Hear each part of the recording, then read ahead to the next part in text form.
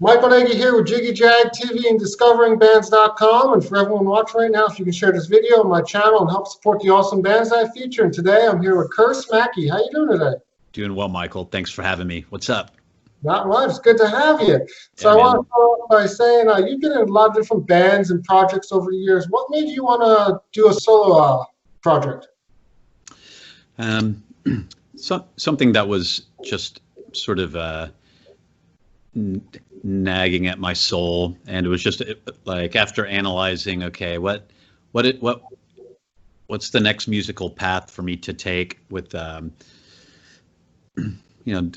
the time not really being any Evil Mothers or Pigface type of related touring going on, so it was just a perfect time to and I had been doing a lot of DJing and event producing and art exhibit curation at museums, and I so it had been a little bit since I produced a cohesive body of music, so it just made sense to, rather than brand new band or anything like that, to just do it myself, and it was a really gratifying process. You want to tell us a little about the album? Sure. Well, Instant Exorcism is the title of the album, so that has a evocative energy behind it, and to me that's kind of the personal creative process, is that exorcism. So the album really began as a live project because I went out touring when I decided I wanted to do this solo thing, and I took a rack of drum machines and samplers and montage, this sort of free-flowing stream of conscious noise set, more like experimental industrial sounding ambient darkness, and I went out for a run from Austin, Texas up to Chicago to play Cold Waves Festival, paired up with my friend Bradley Bills and the band Chant. So we did a little run together, and so each of those events for me, because it was just this new naked form of doing the music without a large band of just mighty musicians that I typically have behind me, it was almost a terrifying, cathartic experience. So it was really gratifying to actually have a little bit of what is probably referred to as stage fright.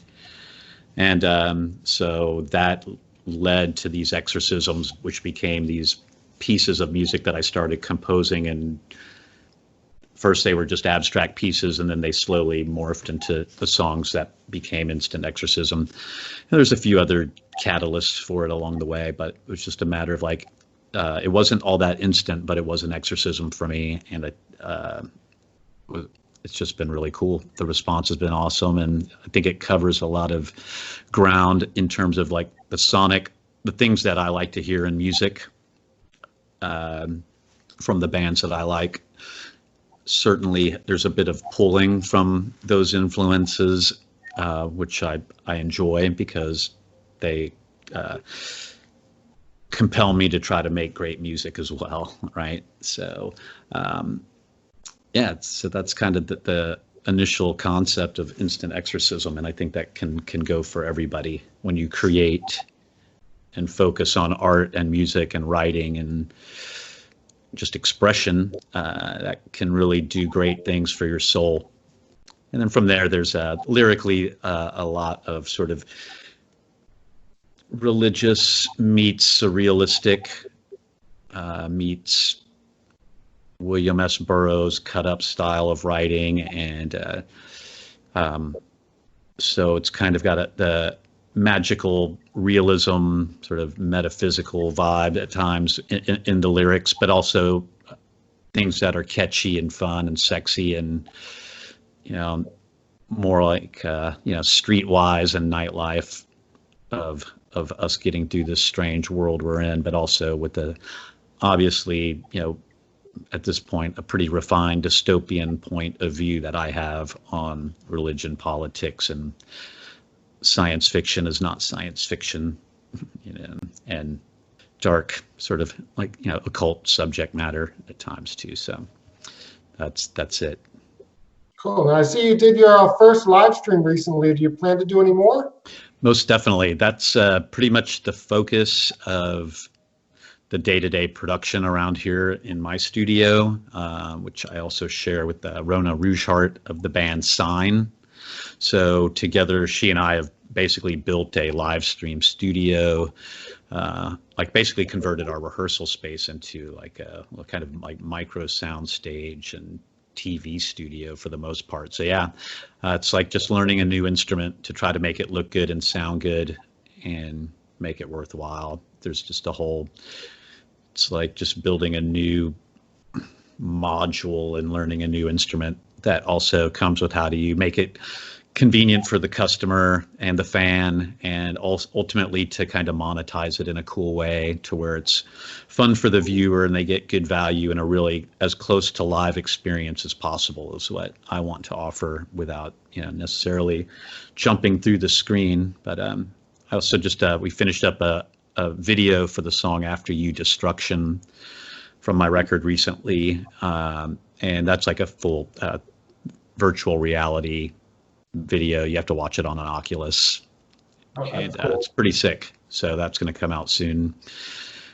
So kind of like I had a lot of shows canceled this summer, so I had a lot planned. It's just like 2020 was like year 3 of a 3-year plan of sort of how this record and launching the new live band or my live show, and then Pigface going out again. So there's a lot of momentum. So I had a huge amount of shows canceled so far this year. So after kind of getting over that and just taking a little bit of time off for reflection and just that first shockwave of like being in quarantine that I think we all felt, like a 21-day kind of super abstract existence.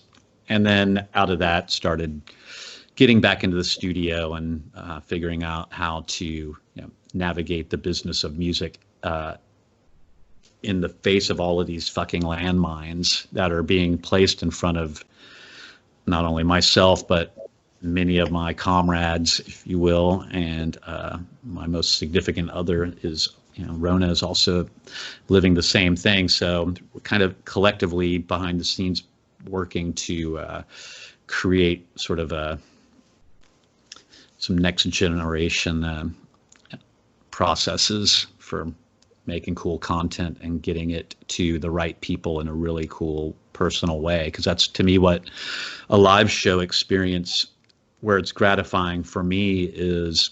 I love just hearing the music I'm making loud, but beyond the music, it's the interaction of seeing people and getting to know people that I get to meet online, but essentially then we've become friends. Like, hey, in Detroit, I get to see, I played Detroit like 3 times last year and Baltimore like 4 times. And I'm starting to, have people that are truly friends of mine now that I only met by being in the same room with them. So I think that's a harder situation to carry into the virtual world. So trying to make that like symbiosis cool. I'm not really down with just one camera and Zoom. So if so it's a long way of me saying that. Yeah, that was the first one that we did, and which we also did one with Sign and Chris Conley for Rona Rougeheart's Villains Wear Black Facebook group for the release of the Sign video that I co-produced that song. So we did like a talk show kind of vibe, and that was also very fun with the chat. And so, yeah, we want to do it more, and I think that we'll just have to. It's the only way to get the creative connection and just keep making shows and experimenting with video content, and we'll see where it all goes. So it's kind of like a new, slightly modern wild west of how it's all going to work, because technology is not quite up to speed in terms of like HD audio and things that are really important to me in some ways. So like you don't get that on YouTube yet. Right. So we'll see. I want to ask, do you have plans to do another solo album? Yeah, I'm working on it now. Oh, awesome. Yeah. Can you talk about that at all, or the direction of that? Yeah, well, basically,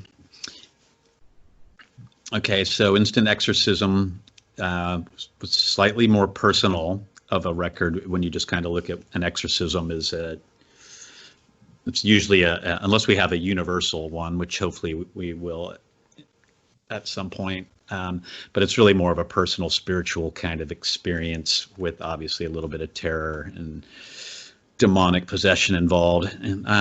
But the new one is similar, and will also be packaged with some remixes from Instant Exorcism that are being worked on now, and just has a little bit more of a street level spin to the world we're in. So it's almost like the same character from Instant Exorcism in some ways, but is now in this very immoral, everything is available at a whim, but nothing is like what it seems. So what is knowledge or nothing kind of deep fake world that we're entering into, and the perils that exist there. So that's kind of where I see it going. And yeah, I'm probably the song started getting written in right before I went on tour with Clan of Zymox, and so in February, we're like the first 4 that I have underway, and it's pretty it's going to be different in a cool way, like a good evolution. Awesome. Yeah. Now, being part of so many different projects and bands, how do you balance your time? Do you work on one project at once, or do you work on multiple ones at the same time? Or yeah, all that depending on what's happening. So right now is a busy time. So in some ways, it's the one of the plus sides of having like all of the May and June dates that I had, which were fully booked, all go by the wayside, is that it got to move up some production on a new band project that I'm involved in. That is a record that we are trying to finish, by September. So that we got more time on that, but also then that is also kind of fast forwarded me getting some. I just did a remix for Clan of Zymox, myself and my basically production partner Chase Dobson that co-produced Instant Exorcism with me. He and I are doing remixes together, so we just we knocked out a couple of really cool ones for Dog Tablet, which is Jared from Kim Lab and Martin King from Test Department's little project, which is really very, very cool. And then like I said, we just did the Clan of Zymox remix, which will be the remix of their title track for the new album Spider on the Wall, for Zymox, that comes out in July 22nd. So been getting that kind of stuff done and building the webcast studio, which itself, and doing a lot of video recording of experimental video, I guess, if you will, since we've built our own little Andy Warhol video factory now here in a way, and doing a lot of painting and documenting that stuff and building out a couple of other new online projects for my fan base to hang out in. So that's stuff that's coming up too. And then, like I said, I know the question was about what other albums. So yeah, right now and then we're also working on the new Sign album simultaneously. So basically right now I'm juggling 3 album projects, and they just kind of get done. It's almost like assembly line for me. Like, okay, well, now that I've done what I need to do on song A, it goes to Chase, and he's going to handle the things that he does to magnify the mix. And then while that's being worked on, work on the next thing, which will then go to him. By the time then that comes back to me, which might be or some refinement on a new song from my new album, which then I can start working on laying my vocals down. And then at the same time, Rona is working on new Sign stuff, and then as I get rid of something else, then I'll do my lay my synth passes and do whatever programming I'm going to do on her stuff. And then typically then that'll go like to Chase, who will then refine that furtherly and then send it back to Rona, and then she'll work on her vocals. So that's sort of like the vibe that has developed out of this. Chase Dobson, he lives in Denver, so that's, and we're Rona and I are both in Austin. So we were all actually planned to have been together all, I think, well, I would have just gotten home from finishing that album. We were all doing as a group with another notable member or two, but I can't totally leak that yet to you. But it's kind of out there, but I'm not supposed to talk about it too much. But we'll do that at a later time. But you know, sorry. Yeah, so there's a lot of fun stuff coming out. So that's been the part that I'm feeling better about life versus like maybe 6 or 8 weeks ago or sometime in May. It was just very depressing because that's when all the tour dates for the Pigface thing were supposed to kick off, and I had dates with Stabbing Westward that I was supposed to do. So I was every day kind of just pissed off and getting reminded that we had worked really hard to get to something, and it was like the rug is kind of pulled out from underneath your feet. But along with that, there's so much other fucking crazy shit going on in the world that, you know, we just all have to kind of deal with our own problems as best we can, because we all are basically have the same common denominator, is that, yeah, whatever is going on outside is kind of fucked up right now. But we have to find within ourselves, like, okay, well, how do I find a new portal to either further educate myself, which is what we really did by investing in the webcast concept and just learning OBS, you know, and learning how to use new, you know, the equipment that we bought, and just how does that, you know, because now not only are we mixing like a record or mixing to make something sound good live, we're trying to make music sound good over television, in essence, or on laptops, you know, so that's, and in a live setting. So that's pretty interesting, which I keep circling back to that, but like, that's just really where my headspace is at, is like kind of cracking a new code in some ways for where this can go, and being able to share some of my knowledge to the rest of my musical community. So hopefully we can all fucking elevate, because I just think like right now, the music industry is like the most hard hit out of this whole thing, like entertainment and independent thought and art galleries and anything that's really like kind of comes from a creative standpoint of almost not quite entertainment, but culture. Like that's the part that's really getting killed right now. So we have to like get creative to survive. Yeah, how are you surviving financially? You doing donations for live streams, or? We did the live streams were free and through donation, but ultimately I'd like to modify that model some, and which goes back to just the quality of the experience of how it works between the artist, producer of the live stream, as well as those that are watching, and kind of developing a really cool way and seeing how does it work best for everybody that's watching. You know, like, so what was that question?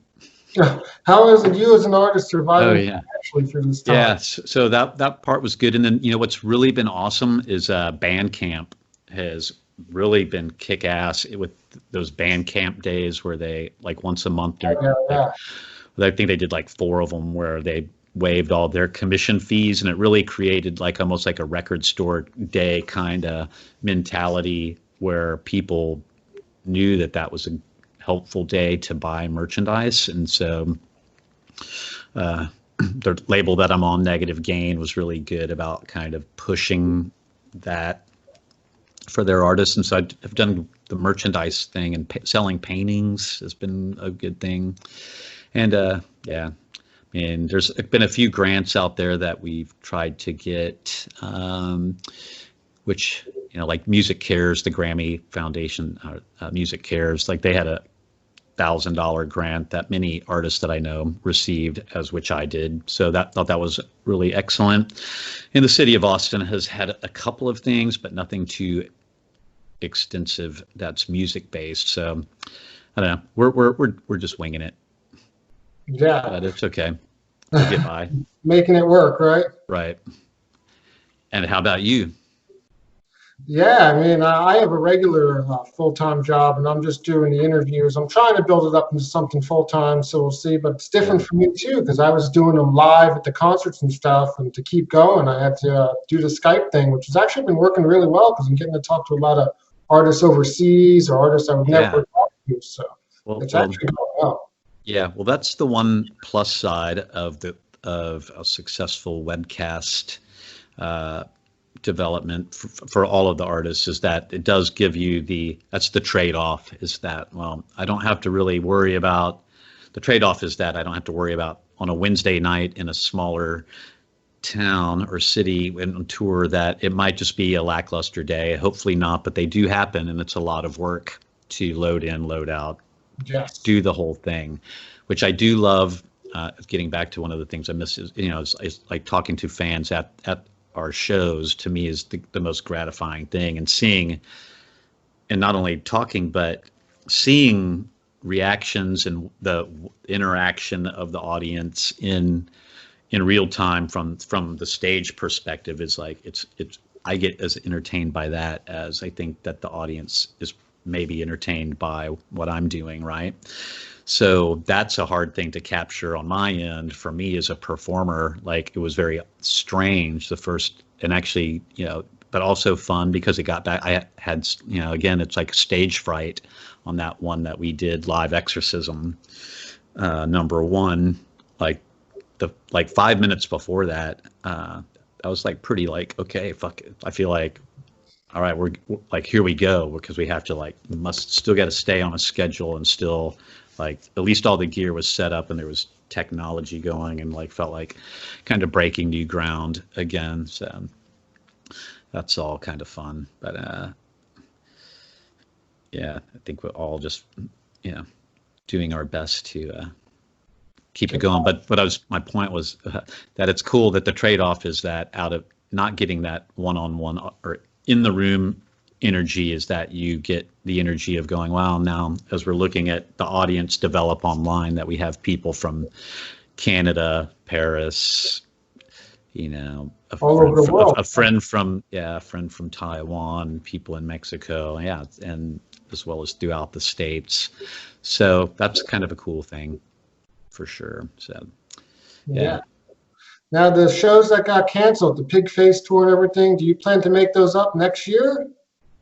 Some of the dates, like Mechanismus Fest in Seattle, like that definitely appears to be fully rescheduled.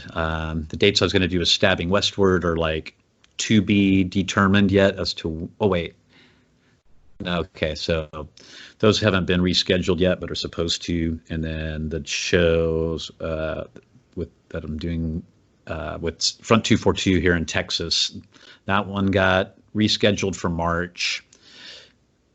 Don't know about rescheduling with Clan of Zymox at this point, and that because they're being that European, that'll just depend on what the international flight situation is in terms of America's handling of COVID by then, and whether we're allowed to travel or that people can come back and forth. Who knows? And then Pigface is a little bit in that same situation because like Inesh, Mary Biker, Leslie Rankin, and Greta Brinkman all live in Europe. So and that was four, prominent participants, I think, in the last tour we did at the end of last year. So it kind of just creates another, because then after that, then it starts getting into immigration issues and things like that. So, and then the government's really not focusing too much on that stuff because visas and stuff have to be renewed. So I don't really know what that does for Pigface. The desire to do it is there, and it might, I don't know. But and then for happen, then you'll make it happen. Then. Yeah, exactly. And then I'm just sort of for myself, other than watching these sort of dates that are now have become postponements start filling in, and just observing what the culture is looking like. Right now there's really no venues and there's no need or desire to tour, and I'm pretty much expecting that. Yeah, maybe I'll we'll see what it looks like towards the very end of the year, but that's probably it. And I think that's kind of the general consensus, unless if there's a few ambitious types out there. But I think just, yeah, I don't know. I don't want to play in a room that can only hold 25% of itself, unless we can really shape it into a magical event that's still going to be just pleasant. Mm-hmm. Makes sense. Yeah. Yeah. Yeah, So, from what I hear, it's going to be at least another probably good year before we get back on track for live music. Yeah. Where do you live at? Central Jersey, New Jersey. Okay. Yeah. Yeah. So up there, it's like, I don't know, like New York City is I love playing there, and that's where one of my best friends lives, and he's just sort of like, city's changing rapidly, but completely still like under siege by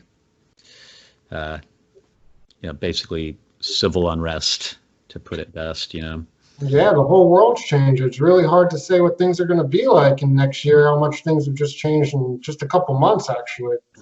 Absolutely. So with the right perspective, it's very fascinating to watch from a sociological kind of standpoint, but also trying to live your life where compassionately care about all the fucked up shit going on out there, and